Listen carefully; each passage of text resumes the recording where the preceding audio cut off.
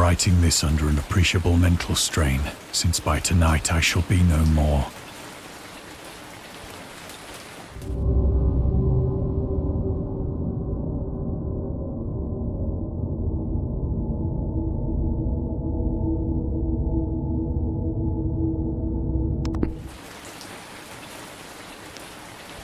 Penniless, and at the end of my supply of the drug which alone makes life endurable, I can bear the torture no longer, and shall cast myself from this garret window into the squalid street below. Do not think from my slavery to morphine that I am a weakling or a degenerate. When you have read these hastily scrawled pages, you may guess, though never fully realize, why it is that I must have forgetfulness or death.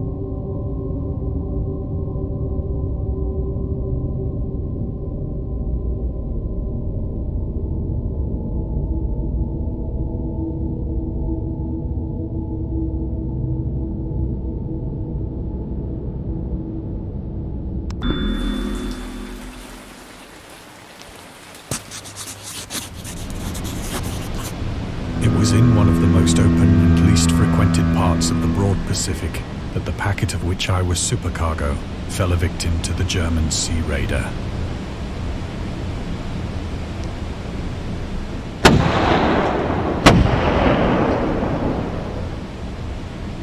The Great War was then at its very beginning, and the ocean forces of the Hun had not completely sunk to their later degradation, so that our vessel was made a legitimate prize, whilst we of her crew were treated with all the fairness and consideration due us as naval prisoners.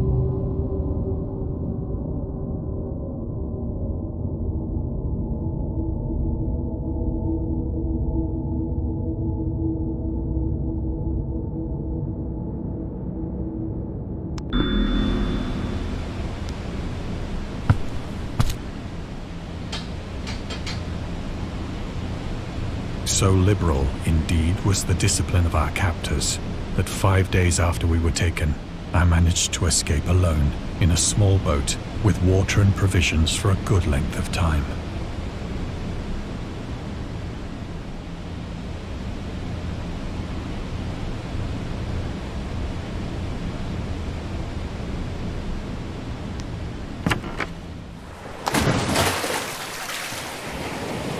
When I finally found myself adrift and free, I had but little idea of my surroundings.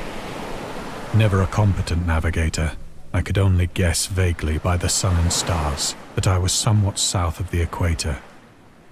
Of the longitude, I knew nothing, and no island or coastline was in sight.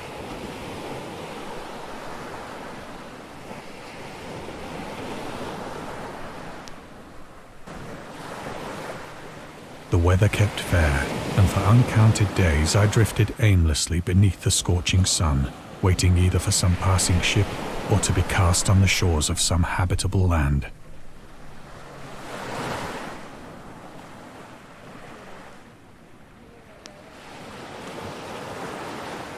But neither ship nor land appeared, and I began to despair in my solitude upon the heaving vastness of unbroken blue. The change happened whilst I slept. Its details I shall never know, for my slumber, though troubled and dream-infested, was continuous.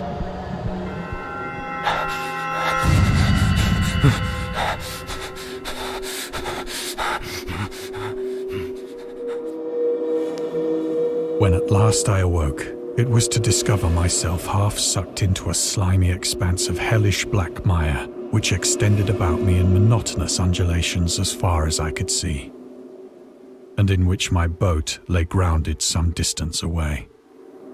Though one might well imagine that my first sensation would be of wonder at so prodigious and unexpected a transformation of scenery, I was in reality more horrified than astonished. For there was in the air and in the rotting soil a sinister quality which chilled me to the very core. The region was putrid with the carcasses of decaying fish and of other less describable things which I saw protruding from the nasty mud of the unending plain. Perhaps I should not hope to convey in mere words the unutterable hideousness that can dwell in absolute silence and barren immensity. There was nothing within hearing and nothing in sight save a vast reach of black slime.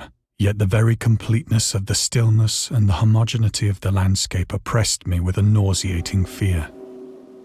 The sun was blazing down from a sky which seemed to me almost black in its cloudless cruelty, as though reflecting the inky marsh beneath my feet.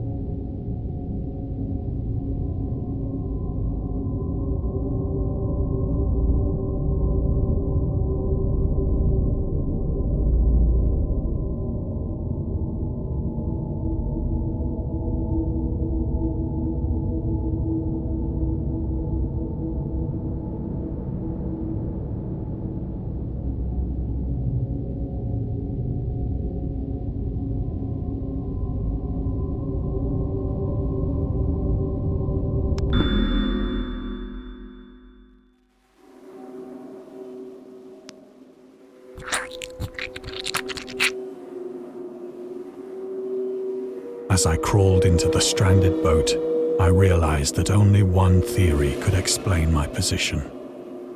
Through some unprecedented volcanic upheaval, a portion of the ocean floor must have been thrown to the surface, exposing regions for which innumerable millions of years had lain hidden under unfathomable watery depths. So great was the extent of the new land which had risen beneath me that I could not detect the faintest noise of the surging ocean, straining my ears as I might.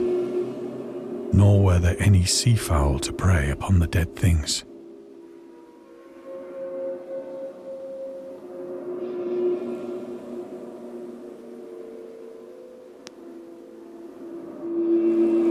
For several hours I sat thinking or brooding in the boat, which lay upon its side and afforded a slight shade as the sun moved across the heavens. As the day progressed, the ground lost some of its stickiness and seemed likely to dry sufficiently for traveling purposes in a short time.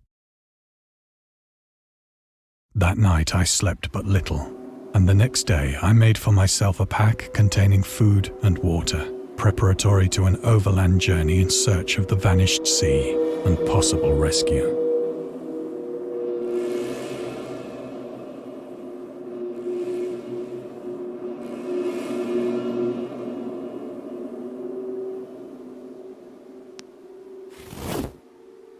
On On the third morning, I found the soil dry enough to walk upon with ease. The odor of the fish was maddening, but I was too much concerned with graver things to mind so slight an evil, and set out boldly for an unknown goal.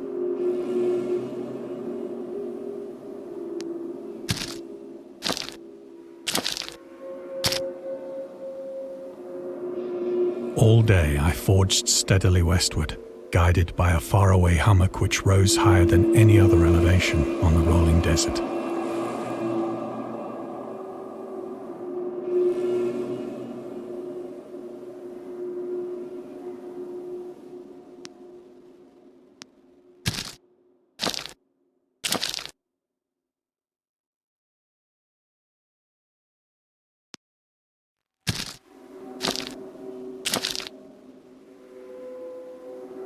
That night, I encamped, and on the following day still travelled toward the hummock, though that object seemed scarcely nearer than when I had first espied it.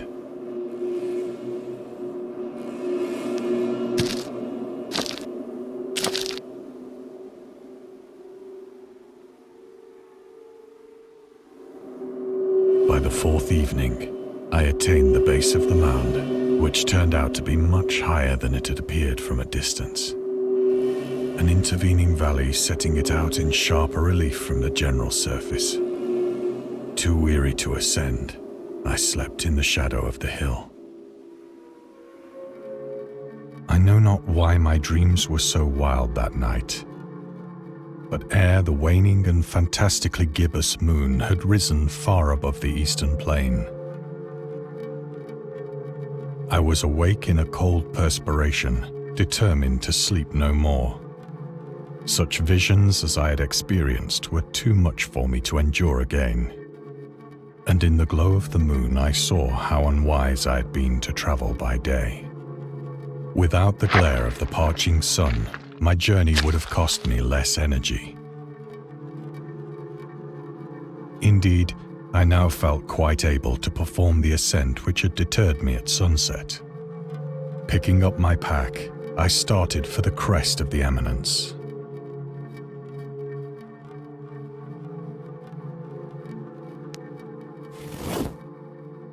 I have said that the unbroken monotony of the rolling plain was a source of vague horror to me. But I think my horror was greater when I gained the summit of the mound and looked down the other side into an immeasurable pit or canyon, whose black recesses the moon had not yet soared high enough to illumine. I felt myself on the edge of the world, peering over the rim into a fathomless chaos of eternal night. Through my terror ran curious reminiscences of Paradise Lost, and of Satan's hideous climb through the unfashioned realms of darkness. As the moon climbed higher in the sky, I began to see that the slopes of the valley were not quite so perpendicular as I had imagined. Ledges and outcroppings of rock afforded fairly easy footholds for a descent, whilst after a drop of only a few hundred feet, the declivity became very gradual.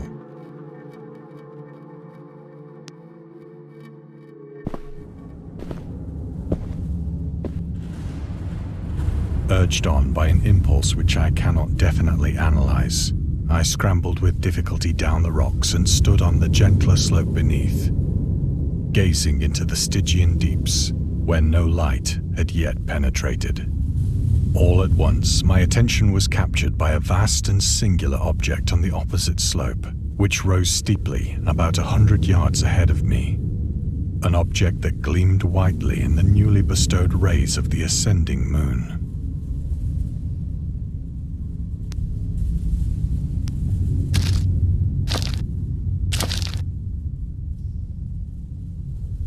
That it was merely a gigantic piece of stone, I soon assured myself. But I was conscious of a distinct impression that its contour and position were not altogether the work of nature. A closer scrutiny filled me with sensations I cannot express. For despite its enormous magnitude, and its position in an abyss which had yawned at the bottom of the sea since the world was young, I perceived beyond a doubt that the strange object was a well-shaped monolith, whose massive bulk had known the workmanship and perhaps the worship of living and thinking creatures. Dazed and frightened, yet not without a certain thrill of the scientist's or archaeologist's delight, I examined my surroundings more closely.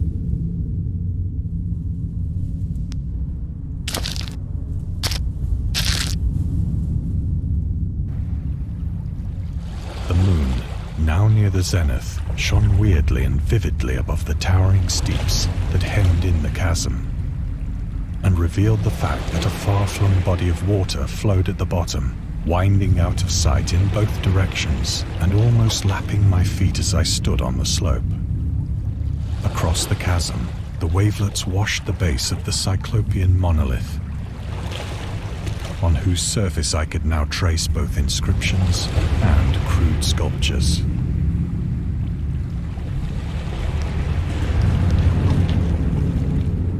The writing was in a system of hieroglyphics unknown to me and unlike anything I'd ever seen in books, consisting for the most part of conventionalized aquatic symbols such as fishes, eels, octopi, crustaceans, mollusks, whales, and the like. Several characters obviously represented marine things which are unknown to the modern world, but whose decomposing forms I had observed on the ocean-risen plain.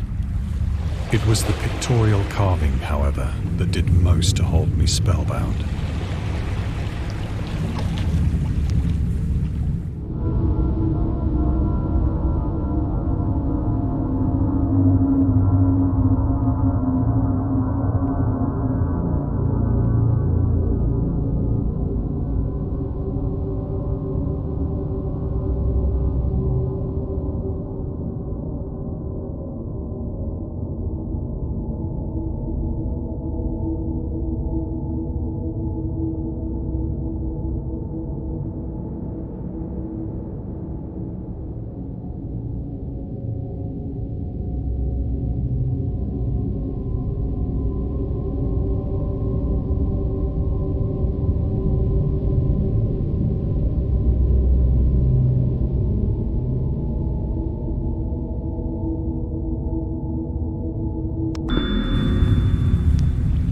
Plainly visible across the intervening water on account of their enormous size were an array of bas-reliefs whose subjects would have excited the envy of a Doré.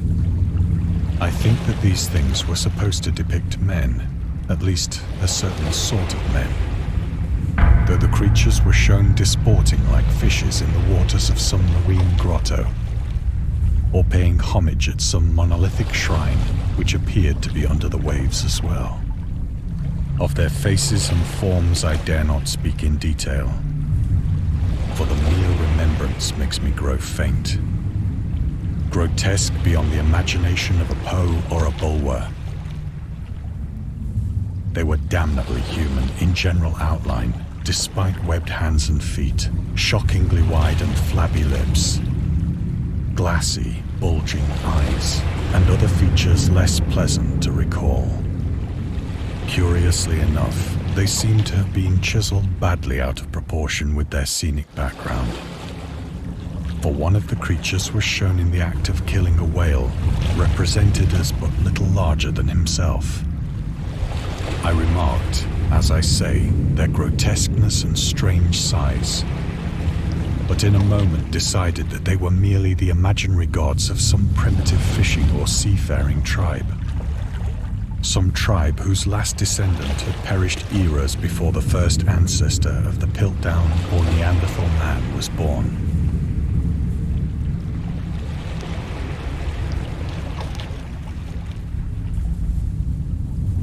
Awestruck at this unexpected glimpse into a past beyond the conception of the most daring anthropologist, I stood musing whilst the moon cast queer reflections on the silent channel before me. Then, suddenly, I saw it.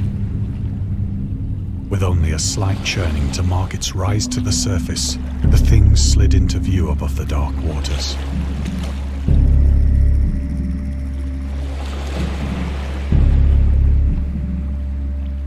Vast, polyphemus-like and loathsome, it darted like a stupendous monster of nightmares to the monolith,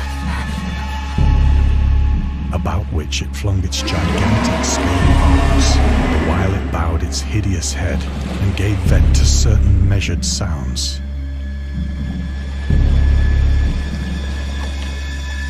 I think I went mad then.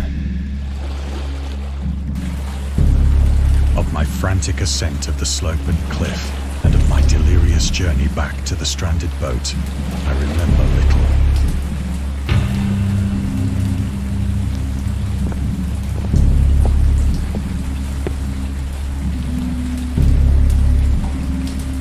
I sang a great deal and laughed oddly when I was unable to sing.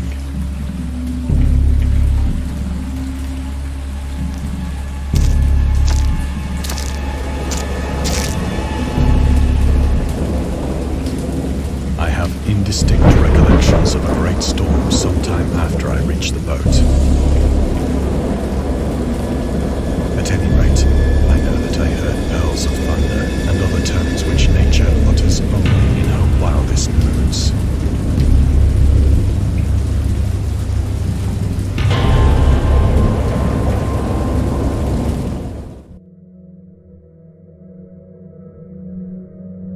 When I came out of the shadows, I was in a San Francisco hospital, brought thither by the captain of the American ship which had picked up my boat in mid-ocean. In my delirium, I had said much, but found that my words had been given scant attention. Of any land upheaval in the Pacific, my rescuers knew nothing. Nor did I deem it necessary to insist upon a thing which I knew they could not believe.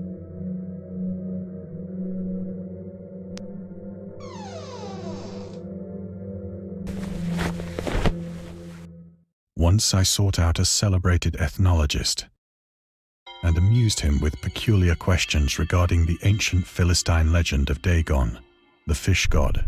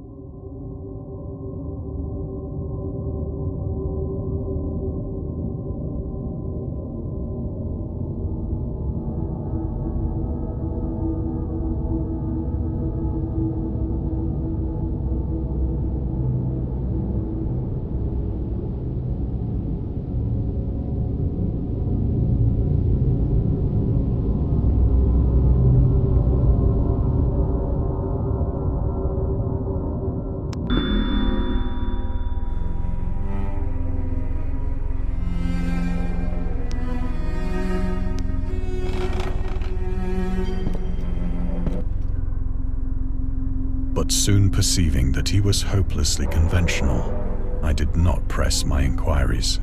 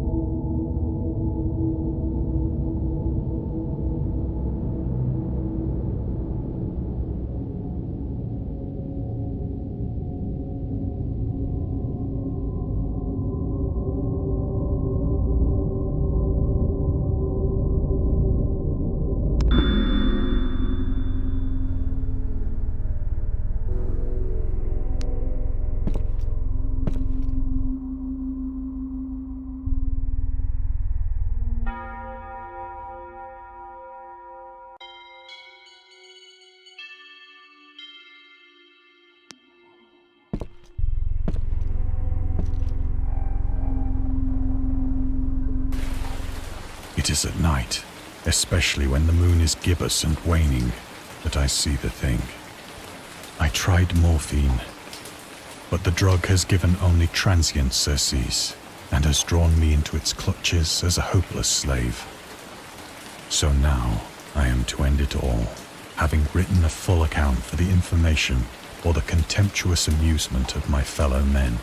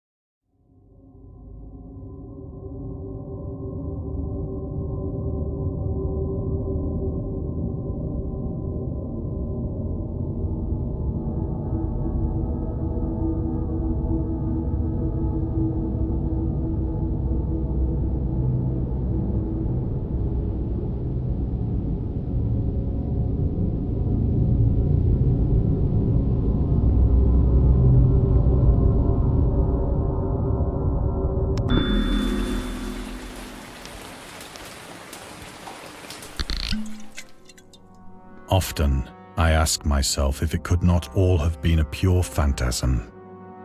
A mere freak of fever as I lay sun-stricken and raving in the open boat after my escape from the German man-of-war.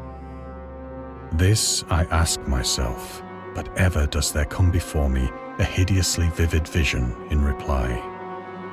I cannot think of the deep sea without shuddering at the nameless things that may at this very moment be crawling and floundering on its slimy bed, worshipping their ancient stone idols and carving their own detestable likenesses on submarine obelisks of water-soaked granite. I dream of a day when they may rise above the billows to drag down into their reeking talons the remnants of puny, war-exhausted mankind. Of a day when the land shall sink and the dark ocean shall ascend amidst universal pandemonium.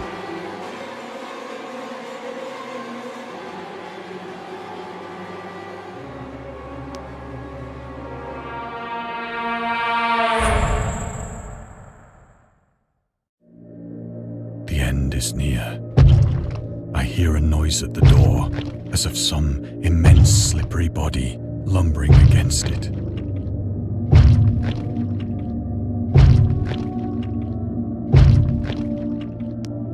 It shall not find me.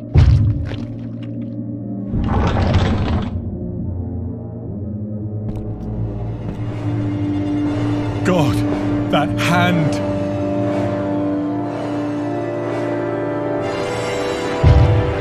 The window! The window!